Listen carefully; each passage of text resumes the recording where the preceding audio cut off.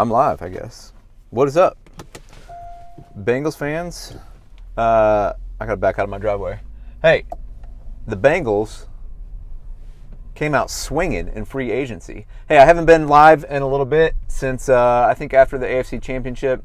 I think I did one video after the Super Bowl loss, and not gonna lie, it's been hard to recover. We were this close. Bengals fans, to taking it all home. You know, and to see that tweet of Chase burning Ramsey on that final play, you're like, oh my gosh, we were like a second away from winning the Super Bowl. But the Bengals come out swinging in free agency. The Bengals, first deal on the table, 12:01 p.m. yesterday, and they come out and get Kappa from Tampa Bay. And instantly, I'm like, let's go. This is a new team. It is a new day. Hey, we all made fun of a new day a few years ago when Zach was 2 and whatever, and they just kept losing. It's like, please don't give this marketing gimmick down to us. We can't handle it anymore. And yet, here we are. The Bengals are doing business differently. As Paul Dehner Jr. notes, if anyone could get them to do that, it is Joe Burrow. Bengals sign a guard right away. Then, a few hours later, they go and get Karras, a center/guard. Instantly get better at their worst spots on the O-line. These guys aren't the best in the world, but they are significant upgrades from Adeniji, right? And you get younger at center, and you got character guys. You know, the reports are coming out at how much Belichick liked Karras. Instant improvements on the O-line. Typically, as a Bengals fan, when you get into free agency, you guys know this, is you're like, nothing happens, and everyone else gets all the fun toys, and we're there to maybe get some scraps, and then we lose people on our team too, and you're just like, oh my gosh. That's not what's happening here.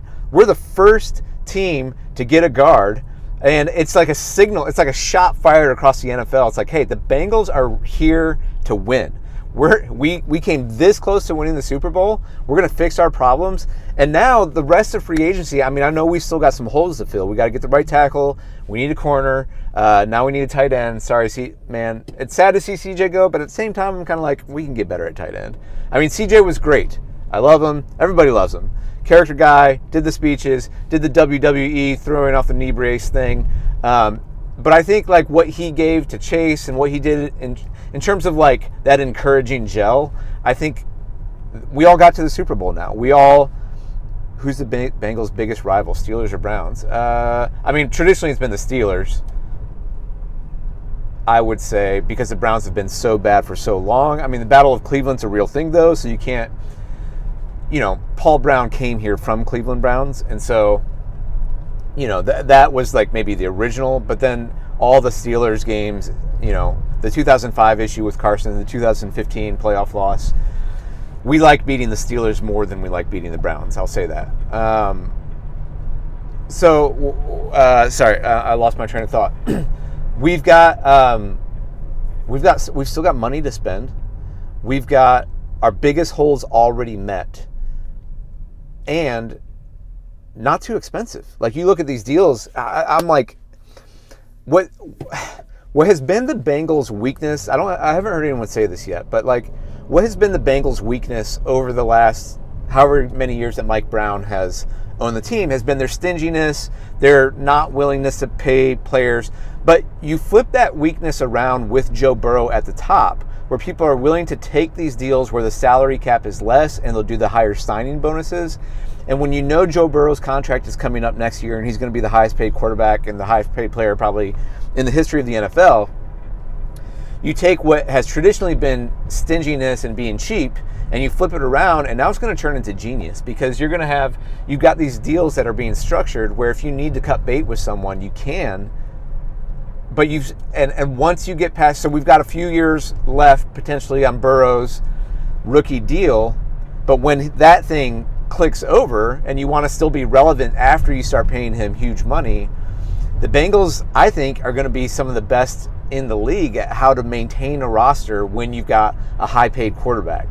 And so I know they've been ripped on for decades, but I actually think the way they structure their deals and just look at the Jesse Bates thing. They're like, look, this is what we can pay you, and we're not going to mortgage, years worth of relevancy, because if we do it with you, we have to do it with everyone. So we'll pay you. I'm sure they were probably in that 15 range, something like that.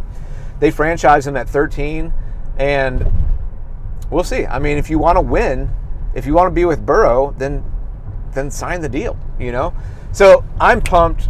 Great start to free agency. I think those were two awesome moves. We'll see what happens with Collins from Dallas. Let's see if we can get him on board. I mean, if they get that upgrade at right tackle, and then, you get maybe these second-tier corners, or second or third-tier corner, tight end, and then you're just free. You're free to go BPA in the draft. You're free to get the draft thinking through your cap, thinking through, these deals and where you're going to need holes in the future, probably safety, they'll be thinking through that. You got BJ Hill back, which I'm pumped about that. Good for Larry Ogunjobi, too rich for our blood. You got BJ Hill back at, again, I like a little bit more than maybe he was projected, but not much. And last year, we were just in there's so many holes to fill that by the time we got Reef, we were like, if we don't get Reef, we are screwed. Like, 70 sacks, but imagine not having Riley Reef on that team and playing Prince all year. Like, and this year it was just the opposite. We got out of the gates. We didn't pay the big bucks to the best players, which I'm actually really happy about. I like that they go after these. They stuck to their philosophy of buy these guys on their second contracts or maybe third contracts where they are still in their like mid 20s. Where there's still a little upside potentially, and you're not paying the huge dollars to the best ones out there and then sacrificing at other positions. So I think that gives you a stronger overall roster going forward. We immediately fill our holes for next year. I mean, guys, can you imagine Joe Burrow with time in the pocket? Can you imagine these double routes that we have never been able to do before because there's no time? You got to get the ball out. Like, woo! It's going to be fun. Next year, I mean, we're going to carve some people up next year.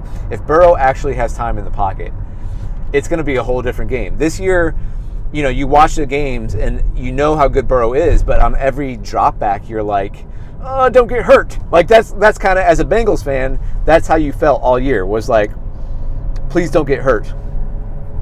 So I'm excited. I think it was a great start. Good job, Bengals front office. Good job, Tobin. Good job, scouts. And the Burrow effect is real, and it's going to continue. And we are legit contenders for next year. I'm feeling really good already. If that's the way day one started. So we got more cap space. We got more cash to spend. So I'm excited to see what happens going forward. In contrast, I've got friends texting me from across the country saying, "What is up with the Reds?"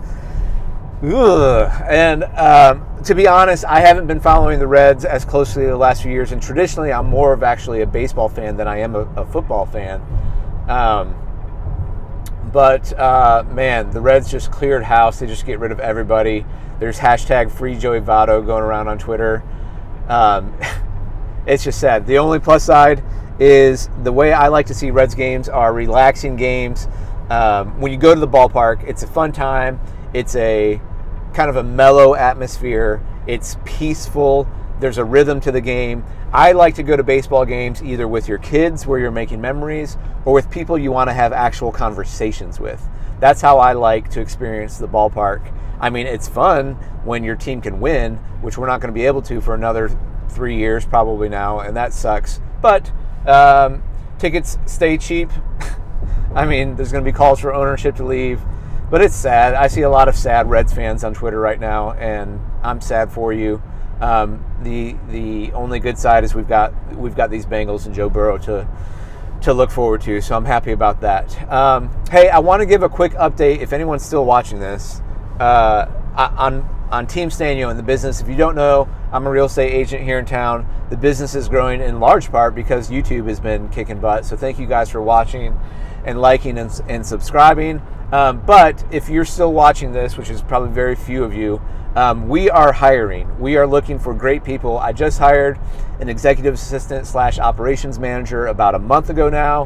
Her name is Carrie. She's doing awesome. We're getting kind of all the stuff that was disorganized because it was a little bit too much for me. And I've got some other people on the team. I've got a transaction coordinator, I've got a virtual assistant, and an editor, Garrett, who helps edit all these videos. Thank you. But Carrie's here in town and helping putting in a lot of processes and systems so that we can actually scale this business. But I am looking for agents. I'm looking for great people. I don't care if you're in real estate already, awesome, give me a call. If you're not, that's okay. It'll take a little bit more time to ramp up and get you licensed and trained. However, I'm looking for great people to join the team, and we're hiring. So if you are somebody or you know somebody who would like to get into the real estate business, hit me up. I'd love to talk to you. The next step would be with Keller Williams, they have a really awesome personality assessment to see if it would be a good match or not. So you don't have to change all your life plans, but that test gives you a good idea if you would be a good fit in the role that we're looking to hire. So if that's you, hit us up. I'm going to try to start marketing that a little bit on the channel and the social platforms. I would prefer to work within networks of people who kind of know me and know kind of what we're about and our values. And that's the way we're going to hire, as opposed to throwing something out there on Indeed or whatever other job website. So that's the spiel for Team Sztanyo. But if you are watching this and are interested in joining the team, hit us up. You can email me at eric.stanyo@kw.com. I'm sure it's in the description below, or you can look on the channel about info. Houday, go Bengals. Let's get that right tackle. I wouldn't mind seeing Eli Apple back. What do you guys think? Everyone's railing on Eli Apple. I just think it's because I guess he didn't play great all year, but if I could get him at the 3 corner, I'm totally fine with that. I liked Eli, and I think he only got better and better, and I think he got some confidence as the year went on. He started making some ball play, he was tipping balls. He made a few picks, I think, down the end. I don't mind Eli Apple getting him back, but man, we're now wide open at that 31 spot, and I wouldn't be surprised to see them trade back to early second round, pick up another 4th, something like that. They love doing that. So if Linderbaum is there, the center, they might go that way. If there's a 3-tech or a corner that they really might like, they might take that pick. If not, I could see them dropping back and getting a 3rd or a 4th, which I don't mind at all. I do not mind at all. I like what's going on. I like that players, right off the gate, it just felt so good. It's never happened before in our life. Not only have we never gotten like the first player in free agency, but we paid a guard. We just paid a guard. We paid 2 guards, really. One's going to be a center, but maybe. And he's got that flexibility, so that's great. I'm pumped. It's what is it? It's March, and I'm talking about the Bengals. This is just so weird. I'm living in a bizarro world, but I got to get used to it because Joe Burrow's here, and we're gonna be back in business next year. So, Houday, Bengals fans, have a great day.